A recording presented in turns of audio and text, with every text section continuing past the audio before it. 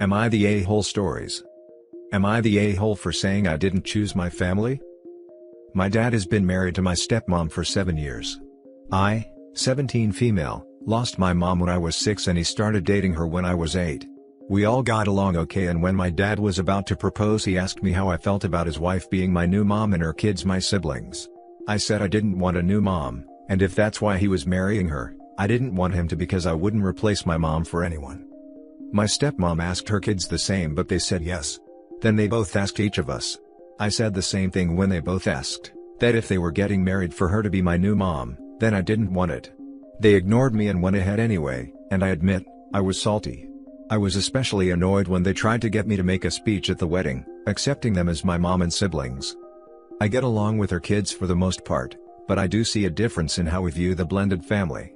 They see us as not blended, just as a family, while I do see us as a blended family because my nuclear family was my mom, dad, and me. This difference sometimes means some awkwardness. Like when I asked my dad and stepmom to let me keep a photo of him, my mom and me, before she died in the living room, they said no, and her kids were upset that I wanted to have it there. They're 2 and 5 years younger than I am. There has always been a disconnect with my dad and stepmom, because they call me their daughter.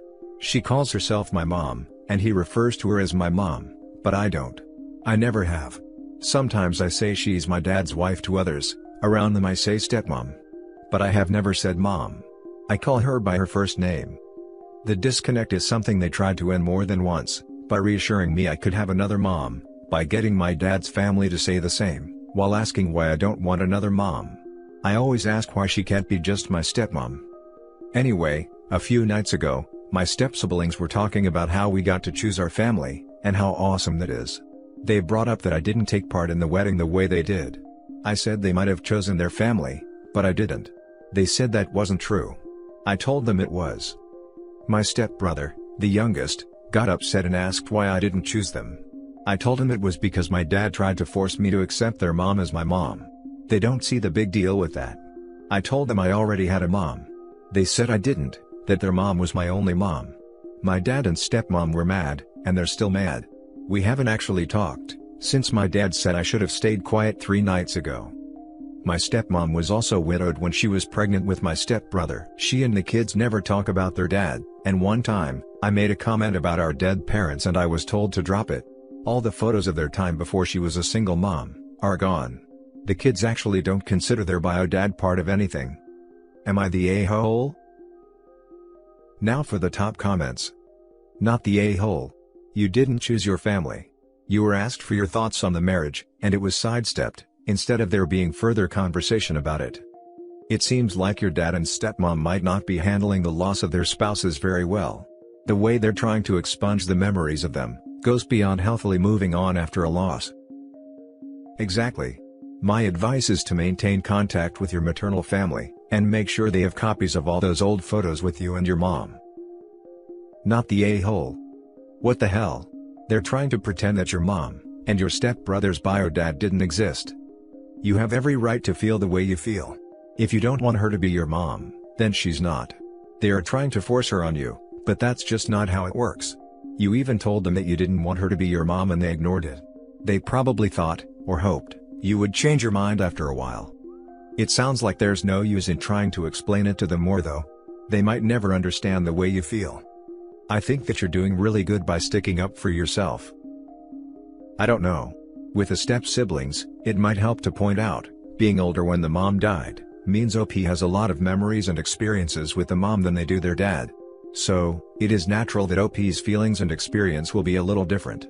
It does not mean OP is rejecting them or their mom. Not the a-hole. Your feelings are yours and they are valid. I'm sorry that your dad and stepmom have been ignoring how you feel, and not respecting your boundaries in the family dynamic. Your stepmom should not be insisting on being called your mom, and your dad should not be supporting this. Only you get to decide who is a mother figure in your life. Family therapy may be an option to help address these issues within your family, but that only works if everyone involved is willing to listen and respect each other's viewpoints and feelings. Individual therapy may be helpful as if you want help in sorting out your feelings in this complicated situation. Sadly, therapy isn't a magic fix though, for this immediately. I wish you the best for the future.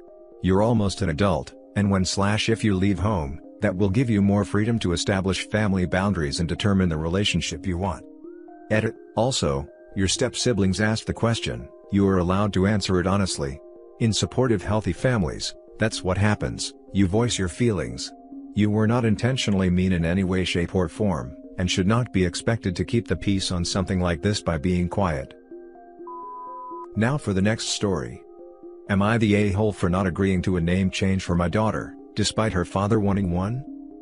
My ex and I were engaged, living together, and planning on trying for kids after the wedding. The wedding got delayed and I found out I was pregnant shortly after. My ex freaked out. Insisted it couldn't be his baby because he wasn't ready to be a dad. That this was all happening too fast and wasn't how we planned it, and said he needed some time to think everything over. He then moved out, blocked me, and didn't answer any kind of attempted contact, for 10 months. Our child was born without him there, and I named our daughter, Elizabeth Laura Smith, without his input. Elizabeth because I like it and it reminds me of my favorite book character. I work in literature, Laura after my grandmother, and Smith is my surname. My ex has since reached out. He said he waited this long because he wasn't sure how far along I was when we were together, but he figured the baby had to have been born by now. I said that his timing was a little off, because she's 5 months old. Ex has said he's planning to sort out custody. We've not discussed logistics yet, but he's unlikely to get anything before she turns 1. He asked if I'd named her yet, and I told him what I'd named her. Ex then said he hates that name. He thinks it sounds old and stuffy. He says that as his mother, Mary, has recently, November 2019, passed away, he wants to name our daughter Mary. He says Mary must be the first name, and that I can have either Elizabeth or Laura as the middle name. I made it clear, in no uncertain terms, that I will not change her name. I hate the name Mary. I hate how it sounds, both alone and with Elizabeth/Laura Smith at the end of it. Plus, I didn't like his mother either, though I didn't remind him of that. X said, that if we're going to co-parent, then I have to learn to compromise, and this is the place to start, and that it's unfair that I got to choose both her first and middle name. I said that if he hadn't blocked me for the better part of a year, he'd have been able to say all of this when she was born. X said that the above is proof that I'm being petty, and that he can undo the past, but I can prevent any feelings of dislike/resentment from him over this name in future.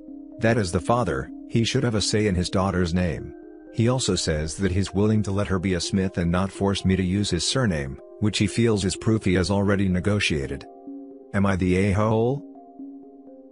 Now for the top comments. Not the a-hole. Pretty freaking ballsy of him to get a hold of you when your daughter is 5 goddamn months old, and the first thing he does is start making demands. I'm not even sure how he's timed this. She was a month premature, but even then, he was 4 months late to the estimated birth? And didn't speak to me for 10 months?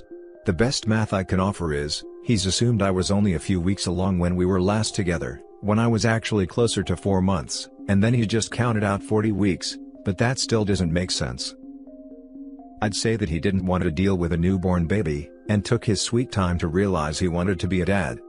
Use the fact that the math doesn't check out, and that he is lying about it in your legal case for custody. He abandoned his pregnant wife for 10 months, and lies when coming back. If he wanted to come back when the baby was born, he could easily have kept some tabs on you, and regularly check if the baby was born yet. Not the a-hole. Jesus Christ. If this is real, you should continue the no contact. This guy is unstable. It's unfortunately real. He seems sane enough, but he's been able to get in touch because none of my contact info has changed. I even still live in our old flat, though I have changed the locks since he moved out. If he wants to contact me, I'm not sure how to stop him, and if we end up debating custody, he could say that I'm trying to keep him away from Elizabeth by not answering his attempts at contact. Not the a-hole. You're so far from being the a-hole. Don't give him anything. If he wants visitation, he needs to get a lawyer and file a legal petition for paternity. And you hire a lawyer, and your lawyers, and a judge, if necessary, iron out his visitation and child support. You and your lawyer's side should be, that your ex fled when he knew you were pregnant and shouldn't have custody. His visitation should be supervised for a significant length of time, so he can demonstrate his ability to parent. And he needs to pay child support. There's a good chance he'll ghost you again when you tell him to have his lawyer call your lawyer. But definitely do not just hand this man your baby, nor change your name because he wants it changed. There's a good chance he'll ghost you again when you tell him to have his lawyer call your lawyer. I'll contact someone and arrange this. I kind of hope you're right, but I also kind of hope you're wrong. I want my daughter to have a dad, but I need to know he has his stuff together. The next story is titled, Am I the a-hole for telling my sister it's not my responsibility to help her out when she messes up? I, 29 female, have a sister, 27 female. We have never been close. I found her annoying as a kid. She found me really unfair, when I wouldn't give her money and stuff when I started working, or when I wouldn't share every single thing I had with her. I remember when a friend gave me one of the Simpsons PS2 games as a birthday gift, and I was made to share with her and she broke it. So, I wouldn't let her play with my console or games again. She got really mad and I told her to suck it up and buy her own stuff, since she couldn't be trusted. It was the third time she broke one of my games. Things got really bad between us after that. She said I was never a good sister. I told her she was always annoying. After I moved out, we had a slightly better relationship and I learned to kind of ignore her more annoying qualities. She got kicked out of college when she was 18 and wanted to live with me versus going back to our parents, and our relationship took another kick, because I was not okay with her living with me. I always felt like we were better apart, and I thought she needed to learn the hard way about responsibility. Our parents agreed. And she got back on her feet. Then she got with a jerk and didn't like that I wasn't more supportive of her. I was annoyed at the time, because she knew he was a jerk before she started dating him and she still agreed to go out with him. Then she met her ex/baby daddy, and everyone knew he was bad news. She even admitted she had doubts about him, but then she went on to have 3 kids with him, while knowing he was a deadbeat to 7 other kids he has. Now he has left her broke and she's struggling, and she asked to move in again. This was after she told me to be a better sister. I needed to not talk to my colleague Jessica, fake name, because Jessica is the mother to one of the baby daddy's other kids. I told her I wasn't going to make my work life more difficult because of her choices. She said I was picking a colleague over her. And now she wants me to help her out by giving her and the kids a roof over their heads and financial help, until she can get back on her feet. I told her it was not my responsibility to help her, when she was the one who messed up, by knowingly staying with someone who walks out on his kids. I told her she needs to learn how to take responsibility for her actions. She's pissed at me. She told me I was an a-hole for kicking her when she's down, and being a bad sister. Am I the a-hole? Now for the top comments. Not the a-hole. Do not set yourself on fire to keep her warm. She has a history of not being able to accept responsibility and gaslighting. You do not need that. Have you flipped that statement back on her? Because she definitely needs to be a better sister. Yup. Remind her of some AITA age-old wisdom. That one thing about games and prizes. Also remind her that the children will ultimately be taken care of. Preferably by herself as the mother, or otherwise by CPS. Not the a-hole. You don't have an obligation to provide financial or housing support to her. However, you should maybe let the childhood slights remain in the past. I just knew it would be asked what happened in the past that made our relationship the way it is, so I wanted to provide that. Not the a-hole. I feel sorry for the kids, but she's the one who decided to have 3 children, knowing full well that the father dipping was a very real possibility.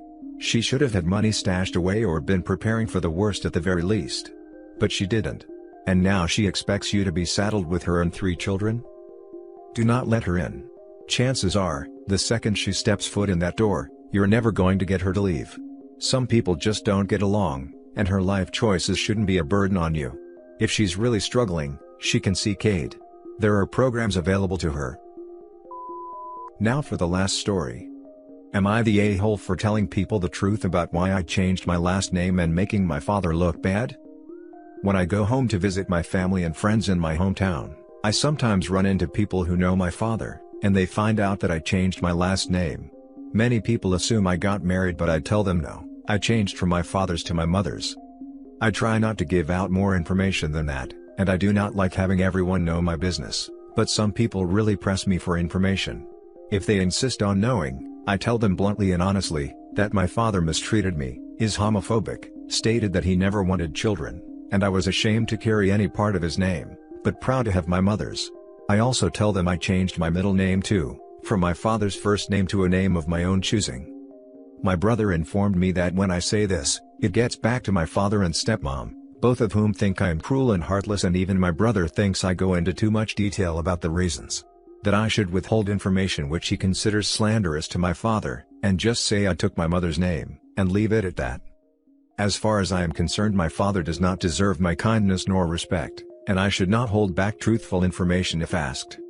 Am I the a-hole? Now for some comments. Not the a-hole.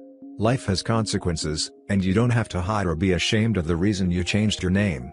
Boo-boo, a grown man is mad that his adult child wants nothing to do with him because of his own actions.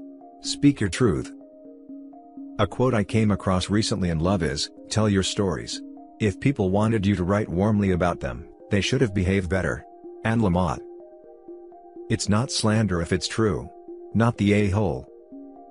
As far as I can tell, that is sort of true in a legal sense as well. It's not a defamatory statement, libel, slander, etc., if it is true, or an opinion. The fact that OP changed their name is a fact, and I assume the part about the father not wanting kids, is as well. The rest are character judgments of theirs which would be considered opinions. Though, I'm guessing if you had to describe how true most of those statements are, they probably are as well. Not the a-hole. Your father doesn't deserve to get to tell you, you are unwanted and unacceptable, when you are in the vulnerable position of a child. Then get to expect you to continue to allow him to let people think of him as your father when you are old enough to do something about it. Good for you for doing something about it, and not hiding your truth. Edit. I'm still thinking of you because this hits very close to home. I want to add something. I was told many of the same things as a child, and then later as I grew older that I should at least be grateful for the meager things my immediate family, namely my father, did do. I'm going out on a limb here and assuming this also applies to you. Gratitude is a choice, not an obligation. It is a gift from you, and you do not owe it to anyone. And that's it for this video, guys. If you have thoughts to share, leave a comment below. Don't forget to hit like and subscribe if you like this content. I'll catch you in the next one. Good day, everyone.